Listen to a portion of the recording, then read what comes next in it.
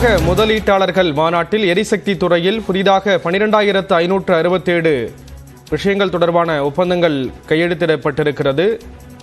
உலக முதலீட்டாளர்கள் மாநாட்டில் 37 நிறுவனங்களுடன் ஒப்பந்தம் மேற்கொள்ளப்பட்டிருக்கிறது. இது தொடர்பான விவரங்களோடு இணைகிறார் சிறப்பு செய்தியாளர் பாண்டியராஜ். பாண்டியராஜ், விவரத்தை பதிவு செய்யலாம். ஸ்ரீராம், உலக முதலீட்டாளர்கள் மாநாடு நேற்று தொடங்கி தற்போது நிறைவு விழாவிற்கான இறுதிக்கட்டத்தை எட்டியிருக்கிறது.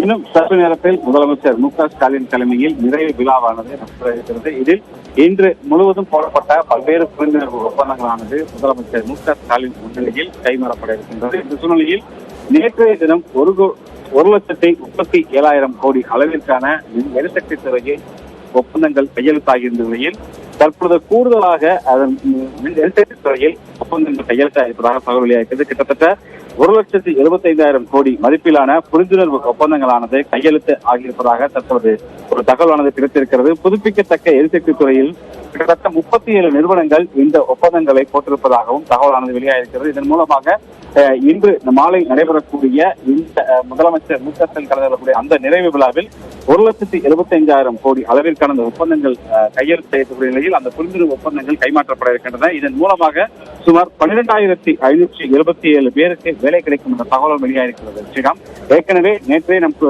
இந்த செய்தி முதன்மையாக வெளியிட்டிருந்தோம். கிட்டத்தட்ட 1,37,000 கோடி அளவிற்கான புதுப்பிக்கத்தக்க எரிசக்தி துறையில் அந்த புரிந்துணர்வு ஒப்பந்தங்களானது கையெழுத்து ஆகின என்ற தகவலானது வெளியிடப்பட்ட நிலையில் தற்போது கூடுதலாகவும் புரிந்துணர்வு ஒப்பந்தங்கள் கையெழுத்தாயிருக்கிறது. கிட்டத்தட்ட 1,75,000 கோடி மதிப்பிலான புரிந்துணர்வு ஒப்பந்தங்களானது எரிசக்தி துறையில் கையகமாயிருக்கிறது. ஸ்ரீராம், விவரங்களை வழங்கியதற்கு நன்றி பாண்டியராஜ்.